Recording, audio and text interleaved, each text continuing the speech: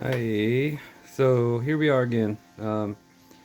So as we know on my videos, I've been letting this tank kind of go a little bit, but lately I kind of went back in and I pulled out a little bit of moss that was browning, and I cleaned up some clutter here. So um, I don't know if anyone remembers, this plant had big dark green leaves everywhere, all out to here and all out to here, that had BPA all over them.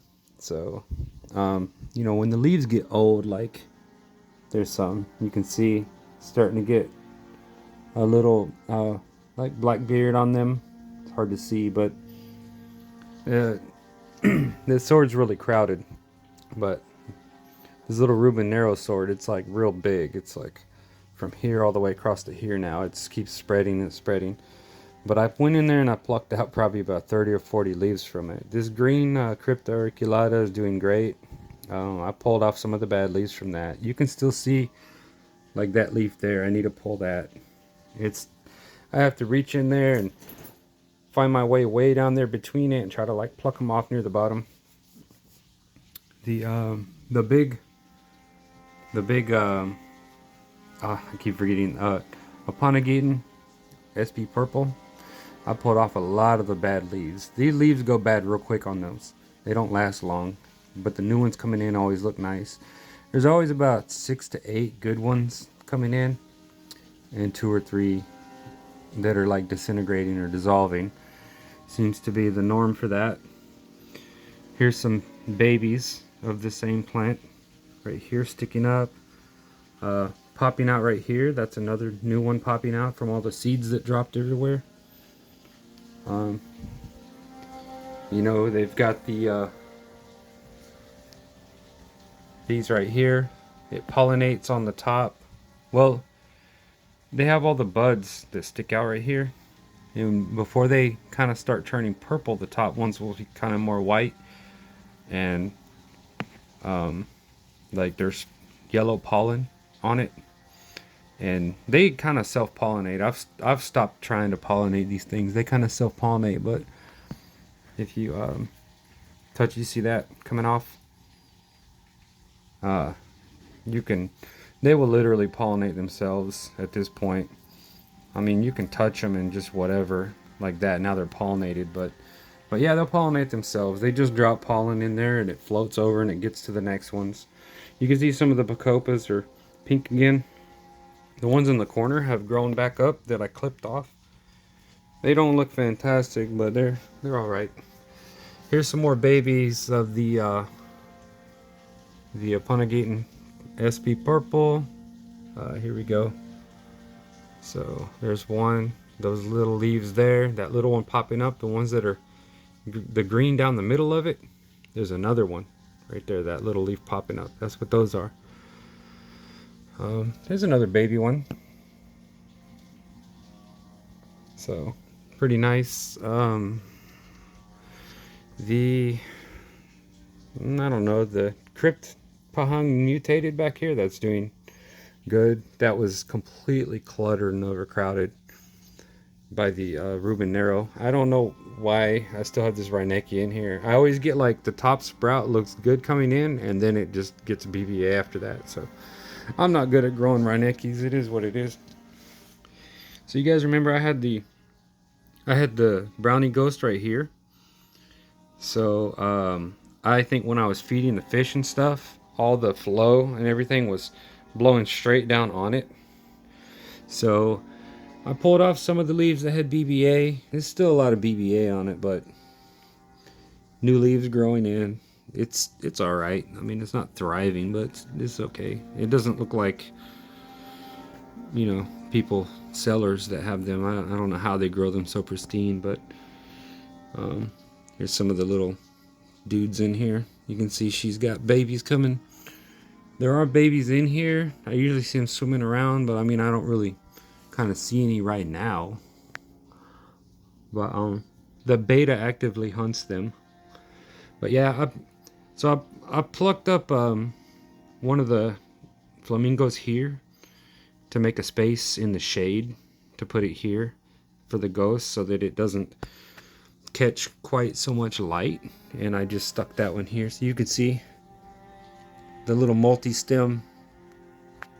You can see the bottom of the where the roots start right here, the bottom of the base. So that's the one I pulled from over there. And you know, they're all doing all right there. So the ones I collected from the park, they're like grandulosas, I guess. They had gotten across the whole tank. You see they get big super fast. They had gotten across the whole tank and sprouted babies.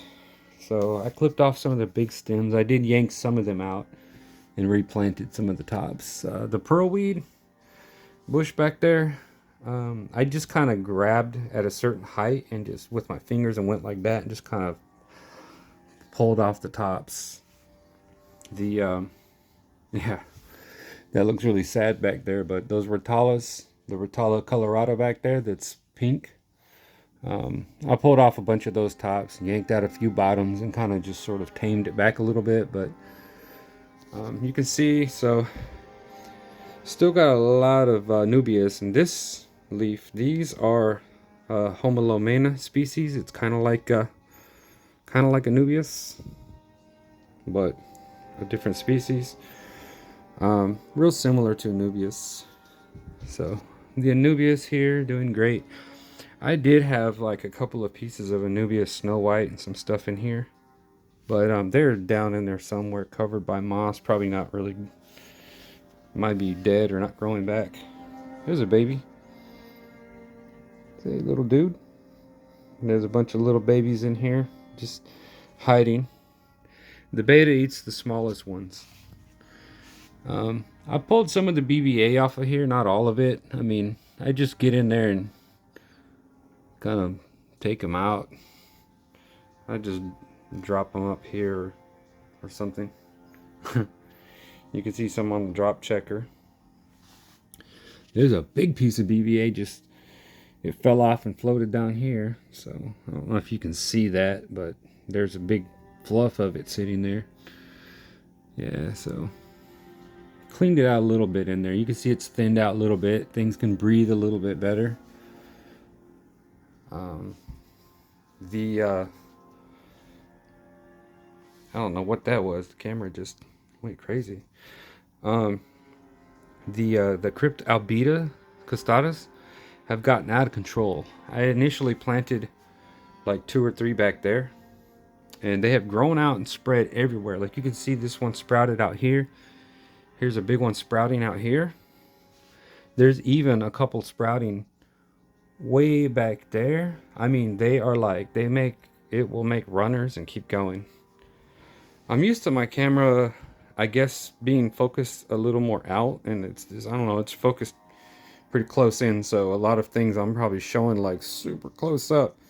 So sorry about that. Anyways, so the 38 gallon, I guess, let me try to see if I can zoom it out a little bit.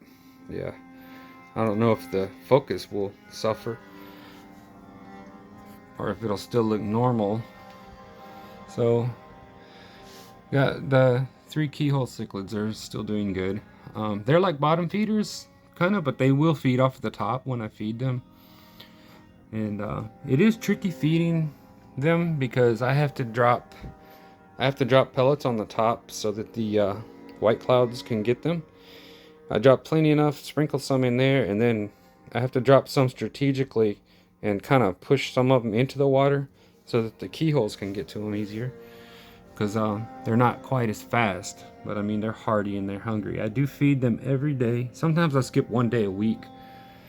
You can see, so here's the yellow bristle nose in here. I still have my brown bristle nose in the other tank, but it's hiding somewhere. It's probably asleep. You can see, like, look at all this BBA everywhere. The wood is completely covered in BBA. It's just like part of the scene, and I really don't mind. It doesn't bother me. This tank, both tanks really, but I guess this one even worse. I guess I have I don't know if it's a calcium deficiency or what. Like, you can't, maybe it won't focus, but let me see if I can get it to focus. These shells,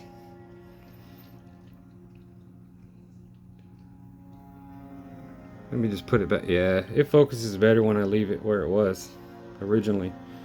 But yeah, there's some snails, a little snail graveyard. The snails just kind of, I don't know. I do dose, and I dose like the salts, but I have a micros and a macro mix. The micro mix I have is the one, you know, of course it's good. It's, you know, I've got the Burr Mix micros, and I dose that, and the macros that I dose, which is the one where you take the different ones and mix them all together.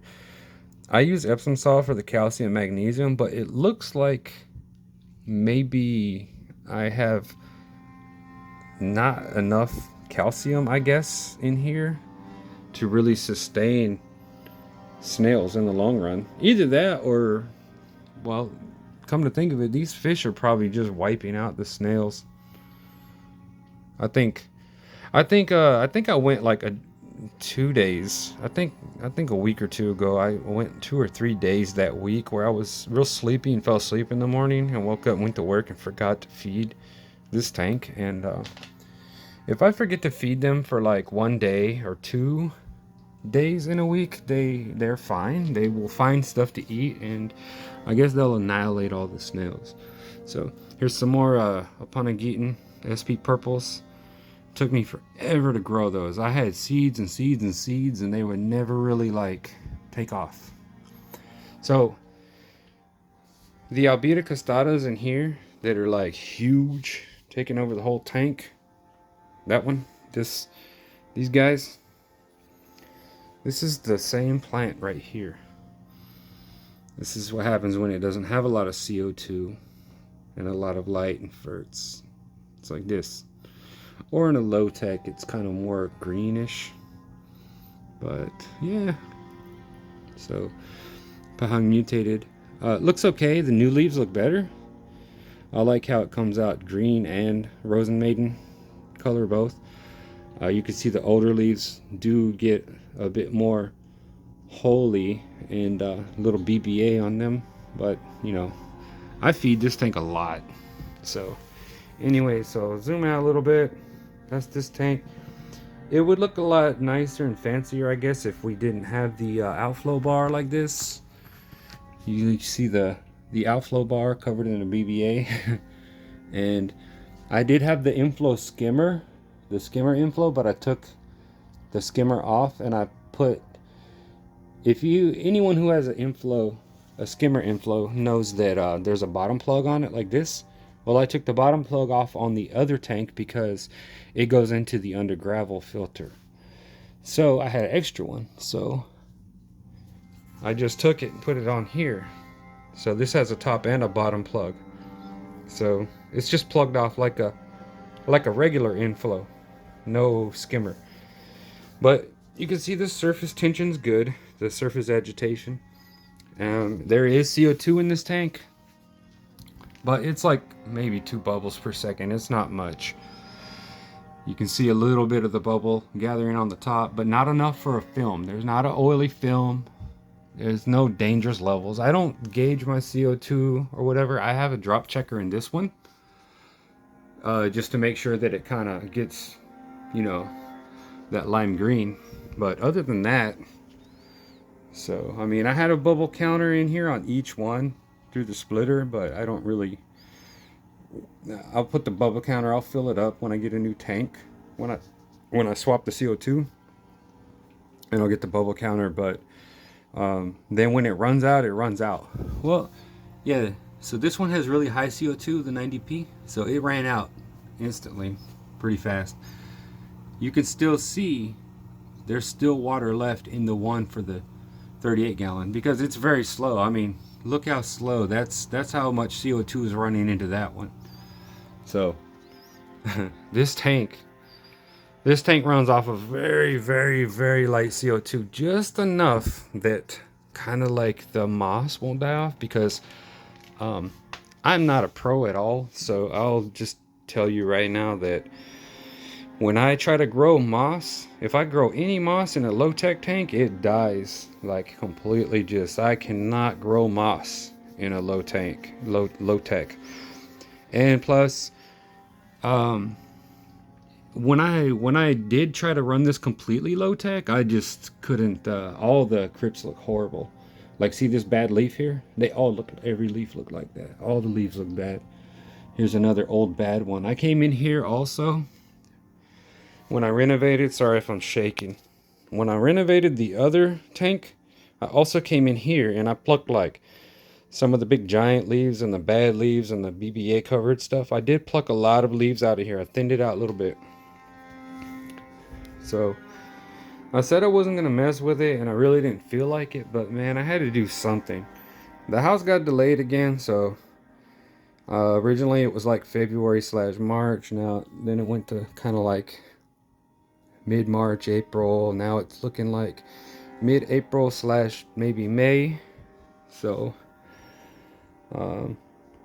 so yeah, so I figured I had to get in there and kind of thin it out a little bit. I still got some bad leaves. You can see like some of the crypt leaves over here look real bad on the end, and you know where they get old and they look burnt, have BBA on them. Like, I need to get in there.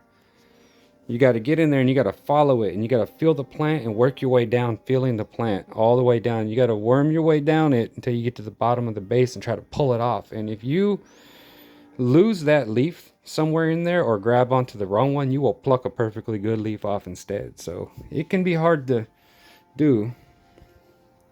Brand new leaves on this plant look amazing. That one's looks really good. The tip of it maybe doesn't look too great. I can't tell. If it's a really nice leaf and it's all perfect, but the tip is messed up, that means the tip either got over a plant and was in the air, or maybe like if I did a water change and had it drain for just slightly too long. If a leaf, if a leaf sits in the air for too long and you don't spray it during a water change, you can do a water change and drain the tank down and let it be like that for, I don't know, 15 minutes without spraying it, and you can melt a lot of your leaves. You can melt half of your tank that's just airing out, not wet. You know what I mean? But yeah, so anyways, that's my update. Just collecting stuff from the intake and trying to just do basic routine, keep up on it, and that's it. So I'll zoom out one more time. I don't know if I really zoomed out on it, but here's this tank. It's looking okay. And the 38, it's looking all right. And I know this video was long, and I know I'm a very boring talker. I don't have background music. I don't do whatever. I don't say, hit that bell, subscribe. Like, I don't really care about any of that. I just know that some people like to keep up on the timeline of this tank and how it's doing when my maintenance is more and less and frequent. If you watch this channel, any of my videos like a year ago or more, I was literally doing like massive water changes like every 2 or 3 days, like all the time. So I've gone through different where I overdosed. I've gone through where I underdosed for a while. I couldn't figure out what it was, and stupid me, I just realized I had lots of plants and needed to dose way more. I mean, different things like that. So it's touch and go, and I basically just like to kind of share how it's going. And yeah, that's about it. I mean, I'm not on the bare minimum scale of it right now, but I'm kind of a little close to the minimal scale with it, where